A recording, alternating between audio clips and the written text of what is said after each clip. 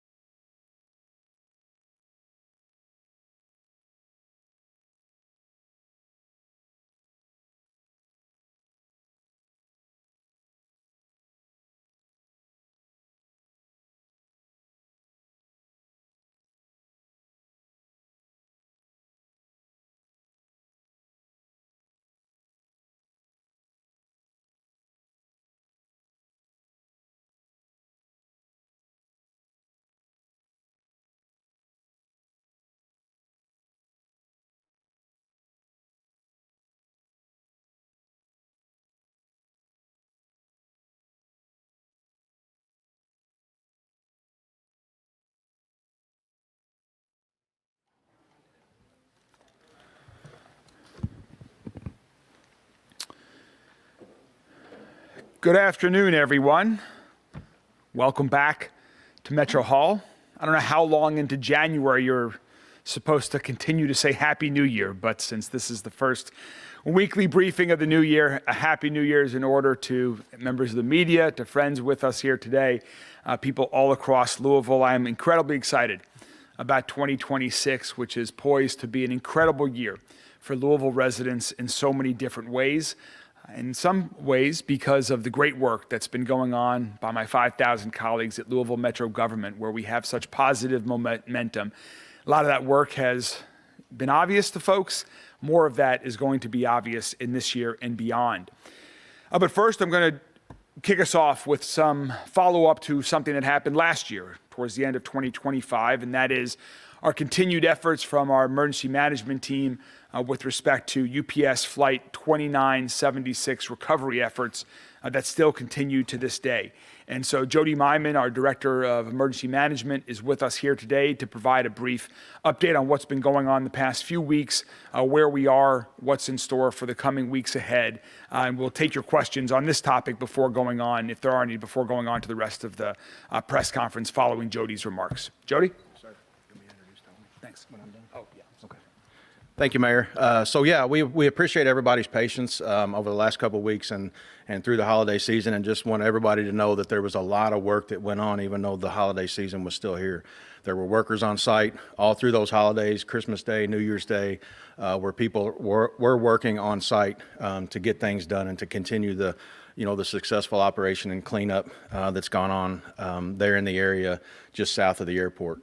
So, some good news is, Louisville Gas and Electric, what an outstanding partner that they've been. They've completed their process with all the gas lines, remediating all the old gas lines and taking care of that and stabilizing the area along with the electric.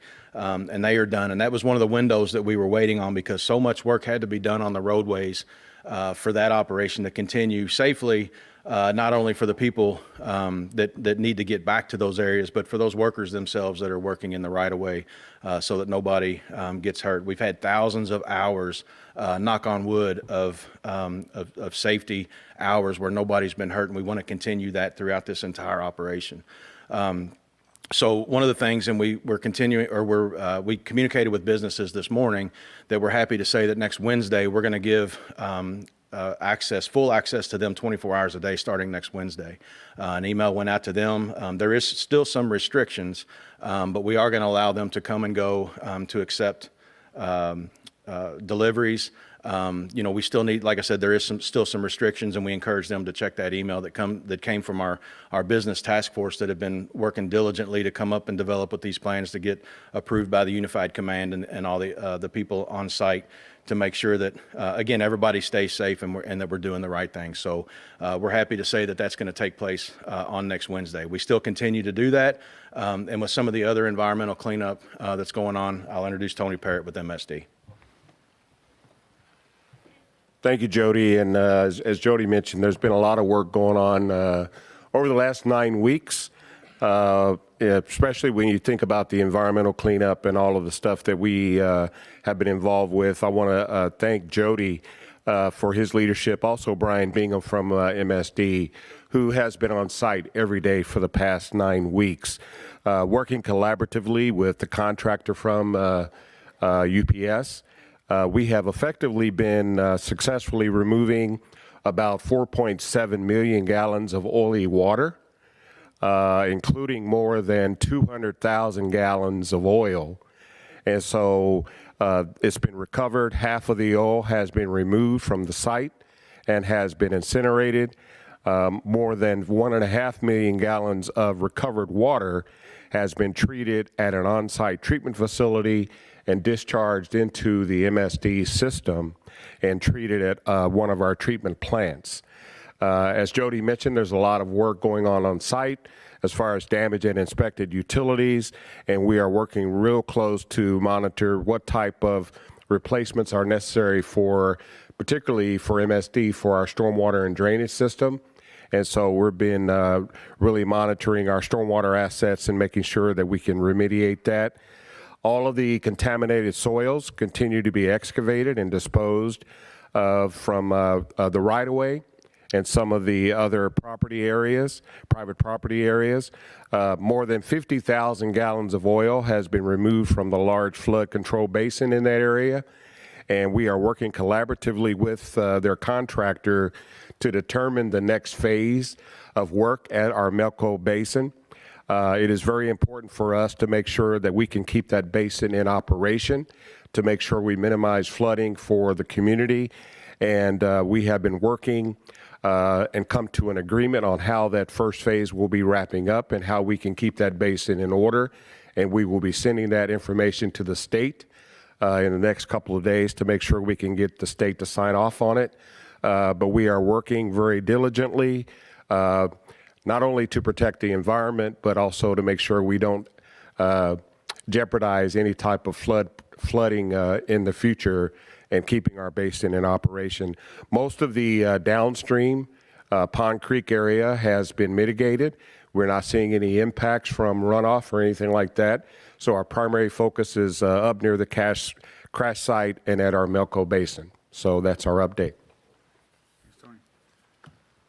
Are there any questions for Tony or Jody about Paul? Clarify with Jody that beginning next Wednesday, the 24/7 full access is for the owners and the employees of those businesses. Yes, and they'll be able to accept deliveries, and there's also escorted privileges that they'll be able to come out at certain points and get customers that need to get back to those locations. Customers. If somebody's delivering a truck, or if they're to be worked on or something like that. Yeah, we're still wording that this isn't for the general population to be coming back into the area. It's going to be local access off of the outer loop only. There's still going to be very restricted access because of a lot of work that's going on from the north end, from the Crittenden Drive area. So there's still from Knopp Avenue to Crittenden Drive, there's still a lot of environmental remediation that's going on. So we're only opening it to local access for the businesses on the south side of it. Is plane crash debris still being collected? All the plane crash debris is off-site, and that was one of those check boxes that we've been waiting for. That just happened yesterday. Yes. It's been taken where? It's wherever. It's somewhere in Texas. Out of state. Yes, out of state.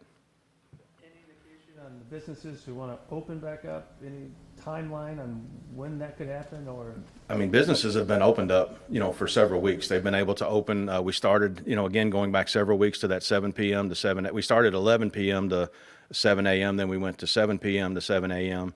And the week of Christmas, I believe it was that Monday before, we opened up where businesses could come in before 7 o'clock, stay the entire day, and leave after 7 o'clock that night, just to keep from, again, that traffic on the roadways where mainly LG&E was doing a lot of their work. So, the businesses have been able to go back and do work, and then also schedule deliveries with our business task force to get escorted back to those businesses if those large deliveries came in. Could we be seeing long-term environmental impact from this? Like I said, I think what we're seeing so far is that everything south of the crash site is not being impacted. And so we are going to be working diligently with the contractor to make sure that we can really effectively clean up the Melco Basin. And once that work is completed, we don't anticipate that there will be any long-term environmental impacts. All right. Well, Jody and Tony, thank you and your team so much once again for all of the work, just like as with all the first responders and everyone else that has responded amazingly well to this horrific incident. We appreciate all of your efforts, and if there is continued news with respect to our work, we will continue to keep you and the entire city informed of that. Thank you all very much. One of the things I'm excited for this year is our efforts to make Louisville Metro government more efficient, more effective, to better serve the people of Louisville. And one way that we're doing that is through using technology in new ways to better serve the residents of Louisville. In our current city budget, which passed overwhelmingly at Metro Council with significant bipartisan support, we began to start investing in AI, where we wanted to start investing in new technologies that can help serve the community better. We all know that AI is changing our workplaces, it's changing businesses, it's changing our lives. And while there are certainly questions that remain for all of us, it's making many things more efficient. And so here at Metro government, we know that we need to find ways, just like in other aspects of our lives, to make our work more efficient, more effective, improved, better in so many different ways. So today I'm happy to share a few updates and introduce you once again to a new person who has joined our Louisville Metro government team. We want to make sure that the same level of service that everyone in Louisville expects from their favorite brands, from their favorite stores, from their favorite streaming platforms and everything else, that level of service and quality is what you can get from Louisville Metro government. And we need to continue to adapt and respond to deliver at that high level. So today, if you'll join me, Pamela, I'm joined today by our first ever, one of the first in the country for a city government, our Chief AI Officer, Pamela McKnight. In her new role, Pamela will be instrumental in our efforts to explore how AI can make government services more effective and more efficient to serve the community better, to make government work easier, faster, and in new and improved ways for our entire community. Pamela, we're excited to have you officially on board, and if you'd like to say a few words, please. Thank you, Mayor Greenberg. I'm so pleased to be here.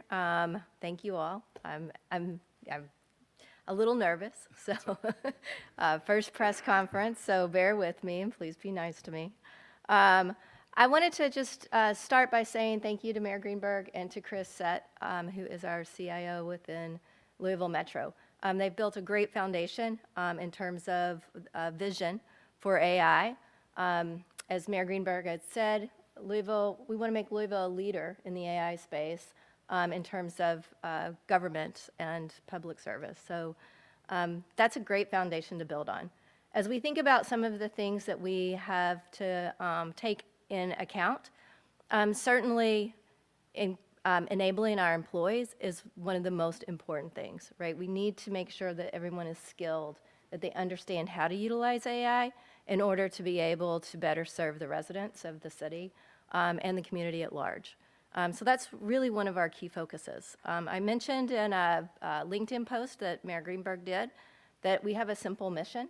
Our mission is really to harness the power of AI to enable our employees to better serve our residents. It's very simple, but it requires a lot of thought. It requires us to be responsible in how we're utilizing AI, and it requires us to enable our employees to be able to apply that in the day-to-day jobs that they do.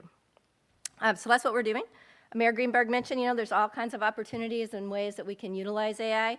We will be looking for ways to actually learn fast in this space. Try, learn, adjust will be our approach. And we'll be rolling out some different pilots in the near future. And so you'll be hearing more about that. One of my goals will be that the city of Louisville is known for not only being responsive, but also for being easy to work with. So that's, I think that's our goal. Thank you so much, Pamela, and also responsive and responsible. We know that with any new technology, there are always questions, and so we, Chris and the team at MTS, we've been working incredibly hard to make sure that we're responsible with this new technology, that there are guardrails in place, and it's used to help support residents to make our work better and more efficient. And today I'm excited with our first announcement. Announced that one of our pilot programs is a project with GovStream.ai, which is here with us today, and it's a company that's focused on transparent and explainable AI. And this first pilot program that we're doing throughout Metro government is going to focus on modernizing our permitting process, which has long been a source of frustration for residents and businesses who are looking to get permits. Permitting impacts so many aspects of people's lives. It impacts everything from home renovation to new business development. And delays cost Louisville residents and businesses time and money, and those frustrations add up as well. And now using this new product, using some AI tools, we can identify bottlenecks in the permitting process that have been around for far too long. We can speed up approvals of those projects, and we can provide predictable timelines for people who need their permits. And this project shows how we can use AI to go from theory to practice and make positive impacts in people's lives. Again, this is a way to make our team better and more efficient at what they're doing, People will still be making all of the decisions, but we're using these tools to have more information quicker to make those permitting systems. GovStream AI has already spent several days with codes and regs and planning and design, and is in the process to get this project ready and launched within the next 2 months. GovStream AI was selected through the city's first RFP process for AI projects. This project invited innovative partners from across the country to work with us on responsible AI projects that align with our priorities throughout all of Metro government. So you're going to hear more about this in the coming weeks and months, more ways that we're continuing to improve how your city government works and provides services to make your lives better and easier. We'll continue to keep you updated on some of these projects as they come online, and we're really excited about this first project working with GovStream AI. Now, thank you, Pamela, also for joining us very much. Yeah. And just one final update before I take any questions from members of the media. Today, the 2026 session of the Kentucky General Assembly, or yesterday, the 2026 General Assembly session started. I'll be headed down to Frankfurt later this afternoon for my first trip to Frankfurt during this session, the first of many. It's through those trips and through many other conversations and visits around the state that I've been able to build strong relationships with partners in Frankfurt that we can work together with to strengthen our city, to make Louisvillians' lives better every day. We've seen what that productive partnership can accomplish. Working together with Governor Beshear, with President Stivers and members of the Senate, with Speaker Osborne and members of the House of Representatives, how we can find common ground to work together in bipartisan, productive ways to move our city and our state forward. We've shown that we can attract hundreds of millions of dollars that will have a transformative impact on our community to improve people's lives.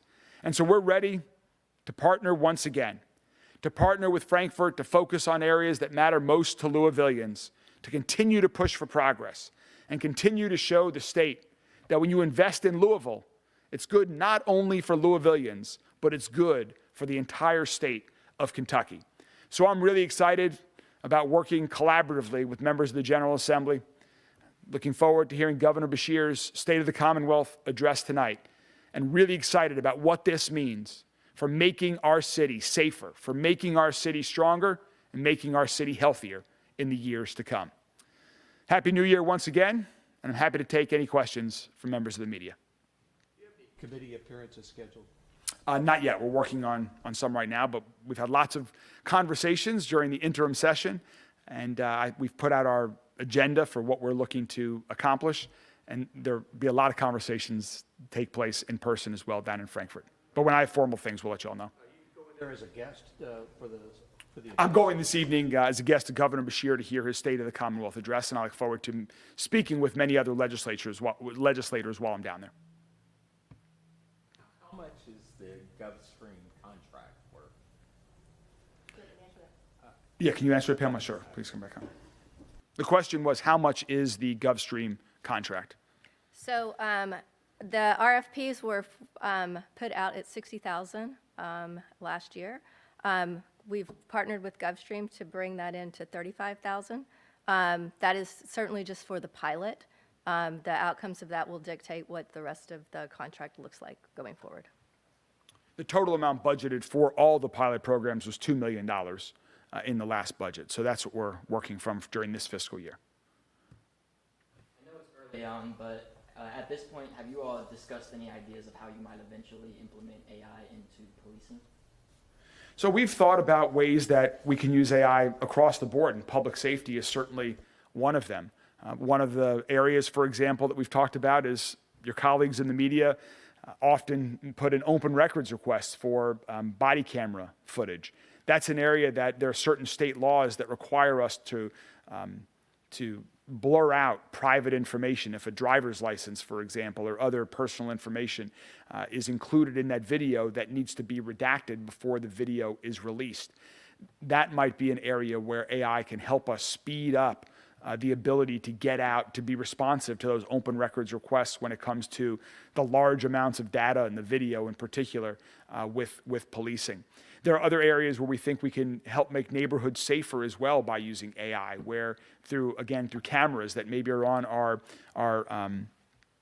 our solid waste management trucks that are around, or our snow plows, identifying potholes, identifying graffiti, identifying streetlights that might be out. Are there things? These are all questions that we're asking prospective partners right now. Can they help us solve some of these problems, challenges that are going to make neighborhoods safer? So yes, we're looking at a lot of different ways right now. There's a lot of, Chris gets bombarded every day, I would say, with new ideas. And so we're evaluating a lot of those things right now. But public safety is an area where we definitely want to use technology to make our city safer. And have you all brought on any other team members as far as AI personnel goes? No, right now our chief AI officer is Pamela, and she's been working very closely with Chris, who's our executive director of Metro Technology Services, and his team at MTS. Deputy Mayor Dana Mayton has been very involved in a lot of these efforts as well. Is it going to be a 4-person team? Have you Which team? Pamela? Well, again, the question about how big the AI team is, we're focused more on uses for AI than we are on building a large team to do it. So as many people as are necessary, again, we have an entire MTS team, technology team that can help support some of these services that's working on the integration. But we want to invest taxpayer money in new solutions that help make our government processes more efficient, more effective, and serve the community better. So I think you'll see a lot of the dollars going more towards new products and technology and services than you will to people. I know there's a big ask for more people, but that's where we want to focus it. Have there been any notable challenges with rolling out this initial pilot program? The question is, have there been any notable challenges when rolling out this initial pilot program? Not yet. Of course, anytime you're using new technology, you need to make sure it integrates with other aspects of systems that you're using in our permitting process, for example. But that's what our great colleagues have been working on, and that's what we'll continue to do. But no roadblocks that we're aware of. We're excited to roll it out and get it going. Can you hear more about Ms. McKnight's background in technology that makes her well suited for these kind of challenges? Pamela's going to come up and talk a little bit about her background. Certainly, I'm happy. I am not a technologist. Let me just be clear on that. I've been very clear. I worked at Intel for the last almost 30 years before joining Louisville Metro.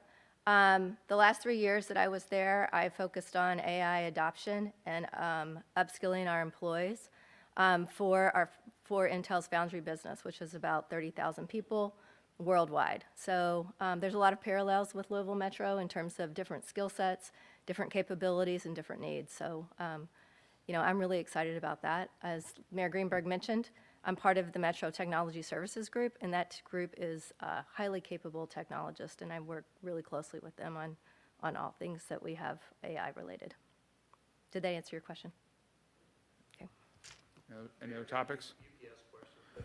With Jody saying that all the plane debris has been removed, now we're 8 weeks out from the plane crash. Are you satisfied with the timing of the recovery process, and how confident are you that that whole area will eventually get back to normal?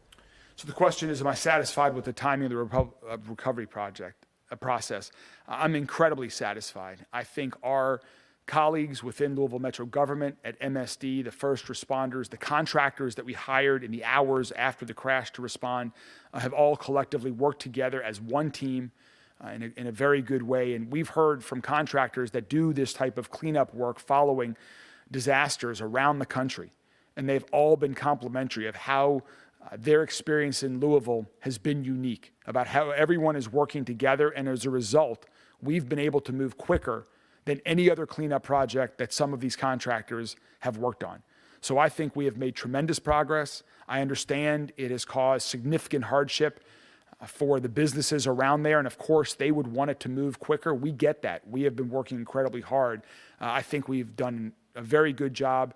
We'll continue to move with speed. Safety, of course, has to come first with everything, and we'll continue to stay at it. And yes, I fully expect all of the property to be back in use in the very near future. Dollars that was used for this project, did it come from the IT operating budget from last? It was in the MTS budget, but it was an additional line item that I talked about during the whole budget process for $2 million for AI initiatives. Any other topics you all have questions on?